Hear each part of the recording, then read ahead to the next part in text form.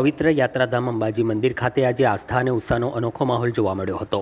હોળી ધૂળેટી બાદ આવતી રંગપંચમી અને પૂનમ એક જ દિવસે હોવાથી વહેલી સવારથી જ ભક્તોનું મહેરામણ ઉમટી પડ્યું હતું।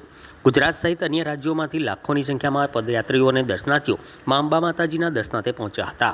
મંદિરના દ્વાર ખુલતા જ બોલ માડી અંબે જય અંબેના જયઘોષથી ગબ્બર અને ચાચર ચોક ગુંજી ઉઠ્યા હતા। રંગપંચમીના અવસરે અનેક શંખો લાલ ધજાઓ સાથે અબીલ ગુલાલ ઉડાડતા માતાજીના દરબારમાં હાજર રહ્યા હતા।